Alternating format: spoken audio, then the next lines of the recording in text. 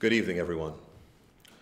Following the announcement I made earlier this evening of 2 confirmed cases of imported COVID-19 to Bermuda, the COVID-19 EMO was embodied at 7 p.m. and the following decisions were made. The L.F. Wade International Airport will close for incoming passenger flights on Friday, March 20th at 11:59 p.m. for the next 2 weeks. Non-returning residents will not be landed on the island from tomorrow. Only returning residents will be allowed on flights to Bermuda between tomorrow morning and Friday night. Cargo flights will not be affected. The seaport is closed to visiting vessels, but essential cargo operations bringing food, medicine, medical supplies, and other essential goods will still continue to arrive in Bermuda. Schools will be closed from tomorrow until April 6. All principals, teachers, and staff should report to school tomorrow morning to finalize transition plans for remote learning for students. Bermuda College will not have classes tomorrow or Friday, but classes will resume on Monday using the online environment. All Bermuda College employees are asked to report to work tomorrow.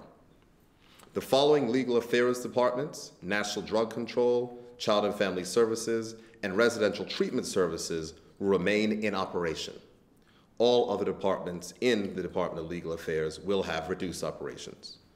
The public bus and ferry services are suspended until April 6. Government workers who are not directly involved with the COVID-19 management and operation will work from home until April 6. Managers will provide guidance to all public officers throughout the course of work tomorrow, or throughout the course of the day tomorrow. Private businesses are encouraged to ask their employees to work from home, if possible. Otherwise, work schedules should be staggered to minimize the number of people inside of the workplace. The Royal Bermuda Regiment has been embodied to provide support to emergency personnel, and His Excellency the Governor will be issuing the embodiment order this evening. Bars, restaurants, and other social establishments are strongly urged to scale down their operations from tonight and enforce social distancing. Essential retail outlets will continue to operate, such as food and medicine, and there will be specific guidance issued to all retail establishments tomorrow following the COVID EMO meeting. These actions, of which I have announced, are drastic, but we are taking them in order to confirm that there is not community spread of COVID-19 in Bermuda. Bermuda will be impacted financially and socially. However, the health and welfare of our people is the most important consideration. Given that we will have the ability to screen from COVID-19 on island starting Friday, we will be able to quickly assess risk and ensure that we contain this virus. There are many questions in the community about the flights the 2 individuals who were confirmed with COVID-19 traveled on. The 2 individuals who have confirmed positive for COVID-19 were on the American Airlines Flight 308 on March 4th and the British Airways Flight 2233 on March 6th. If you were traveling on either of those flights, here is what you should know. For those of you who are on the March 4th flight, your self-monitoring period ends today. If you're on the flight on March 6th, your self-monitoring period ends in 2 days on March 20th.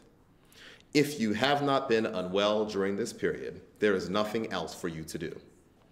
If you have respiratory symptoms, contact your doctor. Explain that you're on one of those flights and you want medical guidance. Do not go to your doctor's office or the hospital. Please call ahead. A 12-hour COVID-19 helpline has been established to provide support to those who may have concerns and questions about the disease. The phone number is 444-2498. I'll repeat that one more time. 444-2498. And anyone is able to call if they have questions or concerns. The helpline will be operational tomorrow at 9 a.m. until 9 p.m. This is a time for us to show our strength as a community. This is a time for us to do what we must to protect our country. This is a time for us to show responsibility by following the stringent self-quarantine measures which have been put in place to protect us all.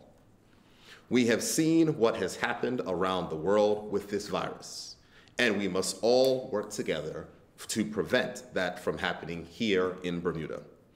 Rest assured, your government is working around the clock. And together, if every Bermudian resident does their part, Bermuda will come through this successfully, I have no doubt. Thank you, and I will now take any questions that you may have. Any questions? Premier, the R-naught on this is quite high. Some say up to seven people per infected. Have you run the metrics on what those numbers might look like given these two cases? Here's the first thing. The Public Health Department, I know, has modeling equipment in place, but the most important thing for members of the media and members of the public to do are not to try to inflame tensions and cause panic. We have been monitoring this situation. They certainly do have modeling that is in place, but what is important to recognize is these persons have been in isolation for 11 days in one particular case and instance. So it is important to recognize and understand that.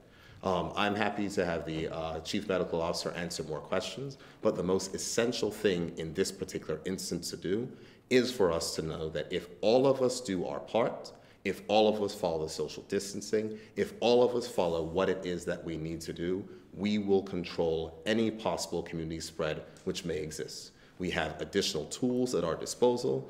The hospital is certainly prepared. They've ordered additional medicines. We are confident that we will be able to manage anything which may come our way. But we are taking these steps today to ensure that we minimize any possible community spread and make sure that we can identify and detect and guard against any possible further community spread, if any exists. But there is no confirmed community spread at this point in time. Dr. P. Paul, do you want to add anything to that? Yes, I think I should say that as the Premier has indicated, we saw this coming.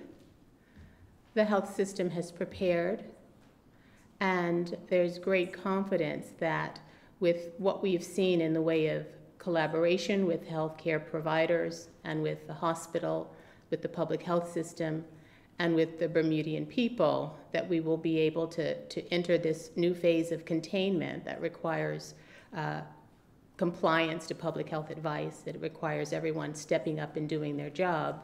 We're quite confident that we will be able to maintain a level of wellness in the community. As you know, worldwide, the evidence is that the vast majority of individuals who contract COVID-19 are either mildly ill or certainly not requiring hospitalization. And I think the message to individuals in the public should be aware of your well-being, monitor your health. If you have symptoms, socially isolate. That's the extremely important message here. We have historically been very determined people who press on no matter how we feel. Well, this is not the time to do that. This is the time, if you are unwell with symptoms, particularly respiratory symptoms, you should take special care to isolate yourself from others, particularly vulnerable individuals, those who are seniors, for instance, or those who have chronic medical conditions. Continue to go on with your other activities in a way that allow you to stay healthy, take your medications, and in every way look after yourself and be aware of how you're responding to the world around you. It's important not to get overly stressed and anxious in this time because that doesn't help our immune systems. And I think we should focus on what we can do, which is to know how to maintain our own health, how to be aware when we're not ideally healthy, and to seek medical attention by phone, either with your family practitioner or the hospital if you are in distress, and to follow that advice.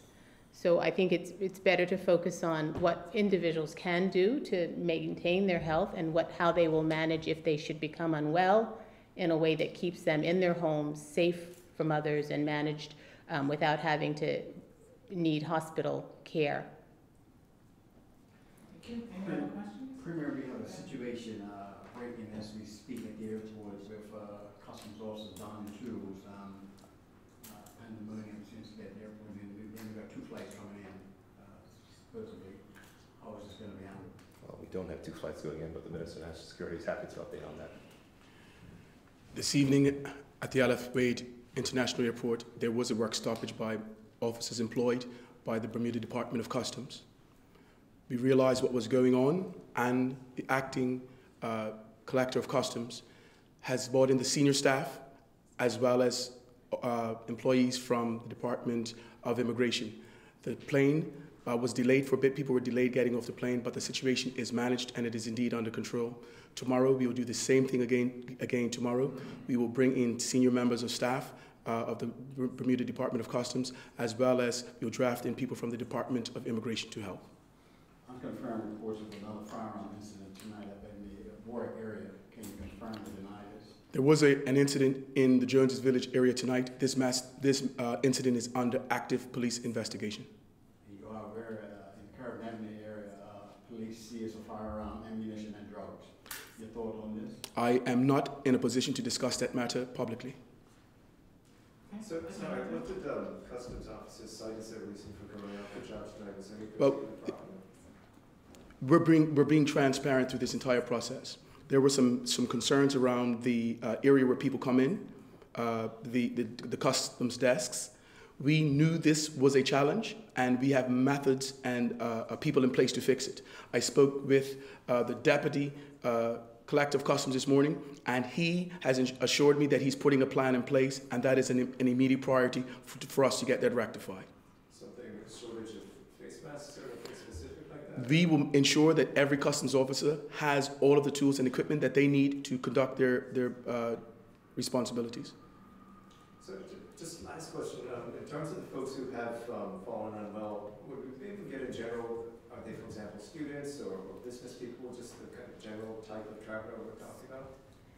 This is such a small community that people are very easily identified, and I want to state that public health's one of its primary priorities in these kinds of situations is to maintain people's privacy and to tell the public what they need to know when they need to know it. And so we would rather not give descriptive details that would allow people to be identified by others. I can say that they are unconnected. These are 2 separate individuals, 2 separate imported cases of COVID-19, and there is no reason to feel that there has been any effect on their environment from their having imported it. So as the Premier has indicated, the goal is to assure containment, that they are entirely well, and that there is no community spread. But other than that, we prefer not to comment. So it seems like we keep getting shut down. This is a big story. We had 3 minutes up at DCI. Obviously, it was great here, but the director here seems to want to limit our ability to ask questions. How can we... Feel free to ask your questions. So I think there's going to be a lot of questions that come out that people want to know. How can we get information about this in a timely manner? Well, 2 things. There is a very well-stocked website at this point. Information that has been gathered from authorities across the globe and tailored to the needs of this tiny island. So there's the website, gov.bm/coronavirus. But more importantly, this development happened at 4 p.m. today. The information came into us, and we've been very prompt in sharing it. But there are lots of implications, lots of logistics to work out, And it will take hours to do that, and I hope that we're allowed to do the necessary public health work, and also to allow the various sectors that are impacted by this to be able to figure out how their way forward for the next 2 weeks. So it's not a matter of wanting to limit information, it's a matter of wanting to give accurate information and to be thoughtful about deciding how this is handled. Excuse me, Patrick. The EMO will be reconvening tomorrow morning at 10 o'clock. We will have a press conference at approximately 12:30 and another update if necessary at 4. And that will be our rhythm for the next few weeks. We will have a EMO meeting mornings at 10, and then we will have a press briefing at 12:30. We would then give a further update at 4 p.m. If there is something significant that transpires during the day, we will stop and make sure that the requisite information is given. DCI will be giving constant updates during the day through through social media and other directed channels. Any further questions? Any other questions? In closing, what I have to say is I think that it is important and responsible for the media to make sure that we are doing our part to keep the community calm. This is not a time, as I've said before, for panic. This is not a time for us to all run out and all rest. We are going to be releasing information. The information of which we're going to release, we are going to ensure that persons who need food and medicine will continue to receive food and medicine. Government workers are working from home, but public officers will likely be reassigned to other tasks to ensure that over the next 17 days, we are able to not only effectively contain any spread of this virus we may be happening, but also to ensure that our residents and everyone on this country remain safe and stocked. Thank you, everyone.